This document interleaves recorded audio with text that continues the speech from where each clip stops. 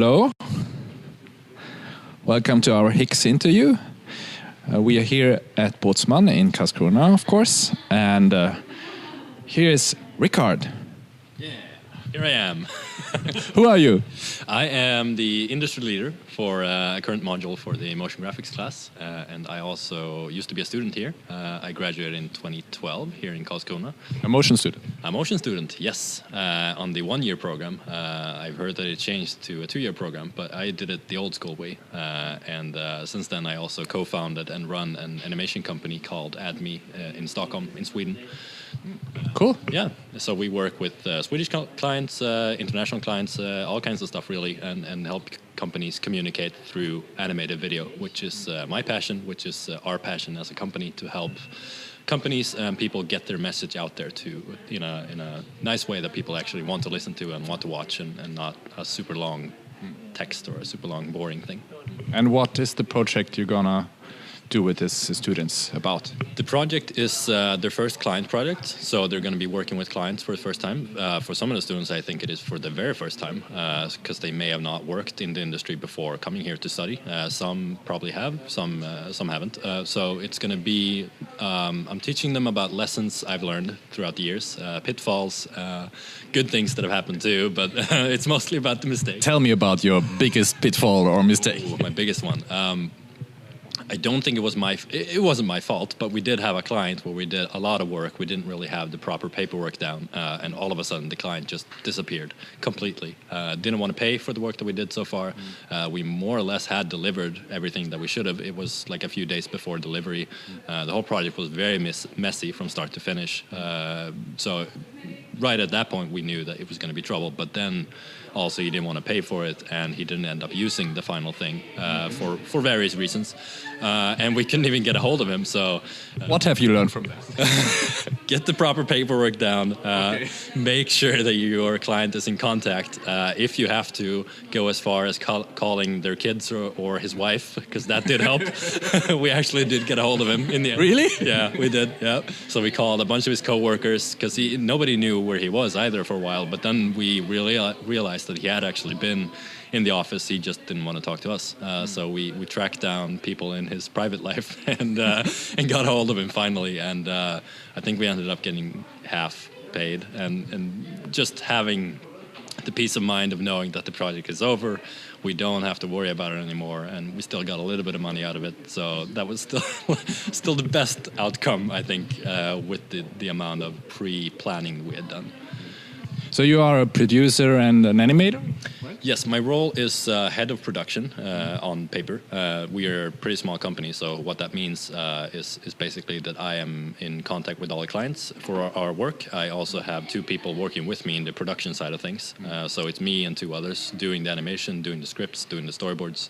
So I also manage their time. I manage my own time and the clients and how involved they are. And it used to be just me doing the animation, and we were a smaller team before that, to all of a sudden also having the responsibility of client management, employee management, I guess, and not having the luxury of getting to animate 8 hours a day, but actually doing the other stuff as well. Yeah. And I've listened with 1 ear when you were showing the students some things here on your iPad and Procreate, and you talked about, yeah, I do my side stuff here. Can you tell me more about the balance, because between like professional work to get the money in and what's your passion about? Yeah. So what's your passion about, and what's your take on that? Right. That is I don't know how much you heard during the day, but that is actually what I spent the majority of my talk today doing. So I've introduced myself to the students, since this is the day of kicking off the new project, but I've spent a lot of time telling them about working with clients, how it works in the real world, in the industry, but at the same time balancing that with your personal creative endeavors, and trying to not really work-life balance, because that is its own separate thing, but commercial versus art balance, because a lot of people working in this industry, and especially students here at Hyper Island, I know that they are extremely passionate about the art part and the animation or the whatever it is that they like the most. That is what they're thinking about day and night every day. I was there. I still do it, but I know how they think, and what the people usually forget is the business side. And a lot of people even go as far as being sort of afraid of the business side and thinking that that's not my thing. I want to do the creative fun stuff, and somebody else has to worry about the business side. And it doesn't really matter if you're going to end up being a freelancer or running your own company or being on staff. You still have to understand how to work with clients, how to sort of reshape your language from the creative, sort of soft, bubbly type stuff with the stuff you love, and shaping that into real business arguments and having real clients and real conversations with those clients, where a video is not just a fun one-off thing because they like animation. It is an investment, and that video needs to have a clear goal, and they have put money aside for it, so they are expecting to get something out of it.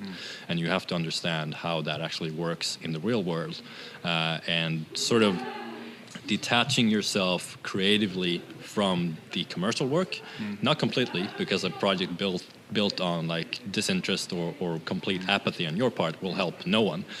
You won't enjoy it, the client won't enjoy it, the end result will suffer.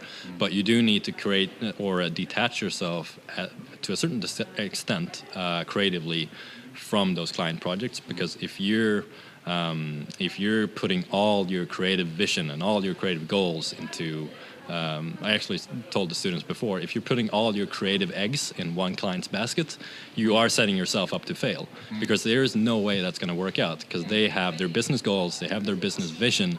Your creative vision should align with that, at least a little bit, but you also have to realize that they have a much bigger goal than your video and your relationship with them. So you have to understand, what is the big picture, what is my part in it, how can I infuse my creative passion and help them go to the next level. And balancing that with doing your creative stuff, because I think a lot of people, or everybody in this industry, gets into it because they love the work that they do, and then all of a sudden money gets involved, and requirements come in, and goals come in, and deadlines come in, and you can get burned out, especially if you're trying to pursue your creative vision, which doesn't line up with the company's creative vision. And that constant battle, if you don't find a way to sort of let go of that creative ego, or whatever you want to call it, you will burn yourself out eventually. And that's why you want to have a personal side project, and it could be as simple as just like drawing on the side for fun, or even cooking, or whatever you want to like say is your creative outlet. That is a very important thing to have, and something that I still do a lot, and shared with the students as well about my personal work. Great that you come here and can, as so soon in that education, talk with students about this act of balance. This project is called concept, brand, treatment, and production, right? I'm curious about treatment. What is a treatment, and what do you think is important when it comes to developing a treatment for a client? A treatment is, depending on who you ask, a lot of different things. At the end of the day, I think it is a glorified word for a concept. That is really the thing, because what you're doing at the treatment stage is just selling the client on an idea. And that idea, or treatment, or whatever you want to call it, that could be as simple as a little scribble on a napkin, or just a oral presentation if you're good at speaking, but you usually have something to show. But the idea of it is that it is a concept or an idea, or something to get them going, and sort of understand that, like, okay, we want to make a video, we have all of this information, we need to scale it down into this thing, and what this thing is it could be a million different things depending on how you want to go about doing that. So you have to sort of find a way of taking all the information and packaging it into something that makes sense. So for animation work, a treatment usually involves some sort of a script, some style frames, or just suggestions on what style you want to work in. Maybe storyboards, depending on where you draw the line between treatment and production. But it is sort of not really a template, but a little bit of a inspirational kit for the client, where they get an idea of where we're going, and then we can talk about that and give feedback and do all of that stuff, and then we get going and start producing it. And during this project, you're gonna get in some more lectures, right? Can you give us an example? Because maybe, or for sure, we're gonna share the lectures here on Higgs. I'm getting, let's see, who am I getting? I'm getting Samuel from Brick is going to be coming here, and they have a very good reputation in the industry and work a lot with HyperIsland already, so I think that's going to be very valuable for the students.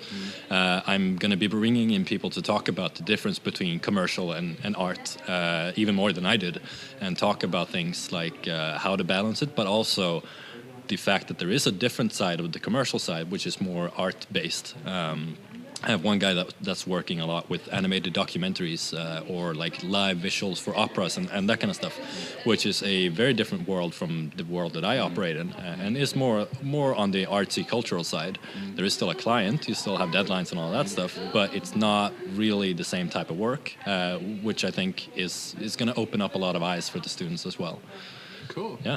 Okay. So to our audience, if you're following this, I think we're gonna follow the class with the lectures and with the presentations in the end.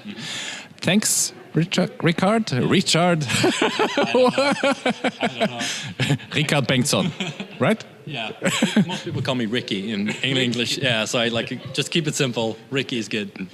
Thanks for coming to HyperIsland. I think I'm feeling especially honored because you have been a HyperIsland student here in Karlskrona and now you're back. I'm back. Let's see, 5. What year is it? 2018? Yes.